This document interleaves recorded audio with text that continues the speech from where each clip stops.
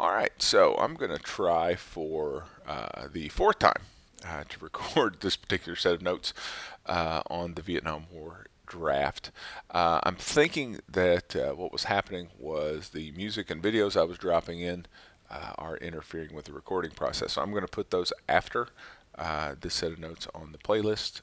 If you're interested, I encourage you. I got a couple of protest songs by Phil Oakes I'll put on there, as well as news broadcast of the Vietnam Draft Lottery. The draft was something that was very controversial during the Vietnam War. A lot of the turning of the tide of public opinion really starts to hit as soldiers are drafted to go overseas, and we'll look at why that happened in a moment. This was not the first time in our history that we had a draft. That was a fairly common occurrence around times of war. You go back to, for instance, Civil War days, though, and it would have been the states that were running the draft. President Lincoln would have sent word to New York that he needs several thousand soldiers, and then rely on New York to figure out how to get those young men where they needed to be. We have drafts in both world wars, as we need millions of guys to go over to Europe to help with the efforts there. The draft continues following World War II. We have a Cold War draft that'll go on. Both my grandfathers were drafted into military service during that period of time. Today we don't have a draft. We have an all-volunteer army. But young men, you still have to register for selective service. So when you turn 18, you've got a number of days, and you have to go to sss.gov. I believe is the website, and then you can register. And basically, what would happen is if there was a draft, then that's a way of knowing who's kind of in that pool for being drafted. The draft lottery was the lottery you don't want to win. Basically, what they did, they put everybody's birthday into a bowl and they drew the birthdays out. The farther up in line your birthday was, so if you were one of the first 25 or 30, chances are real good you're going to be drafted for military service. If you were in the 200s or 300s, you were pretty safe. That meant that you might not be drafted. My father was in college, and his college class was the first class not to get a deferment for being in college. He said he remembered sitting in his kind of fraternity house and watching the draft lottery, and some of the guys whose birthdays were called early just walking upstairs packing their stuff because they knew that letter was coming from the draft board in a matter of days. There were ways you could avoid the draft. It's going to sound weird, but one of the ways you could avoid the draft was to join the military. You may be looking and saying, well, hey, that's what I was trying to avoid.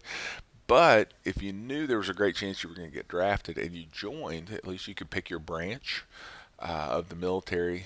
Sometimes you even have some control over what kind of job you were going to get in the military. So there were people that did that. As I mentioned before, you could get what were called deferments. And deferments basically meant you could put off being drafted. You could do that while you were an undergraduate in college, not graduate school, but undergraduate. There was a book we were going to read together. I encourage you to seek out. It's a really good one with Vietnam called The Things They Carried. And the author is drafted into Vietnam. It's based on a true story or true experiences, but he ends up getting into Harvard graduate school around the same period of time, and wasn't able to go to Harvard because he was drafted to go to Vietnam. You could also get out of it if you knew people. If you had a war, like a war essential job, working in a defense plant or something like that, you could be out. Another reason people gave was what was called being a conscientious objector, and basically meant that going to war was against your moral beliefs, religious beliefs. It's hard to get that one through because the church had to be recognized, but there weren't a whole lot of churches that were recognized that also didn't allow for fighting. Things like the Friends Church, what we call the Quakers, might have qualified, but for most folks, that wasn't going to be an excuse that that you were able to use. Famous story of a World War I soldier, Audie Murphy, who starts out as a conscientious objector. Was a deeply religious man, and then doesn't they don't recognize his religion though, so he gets drafted and becomes one of the most decorated soldiers of World War One. Made a movie out of his life called To Hell and Back, and so if you're interested, that's a good one to watch.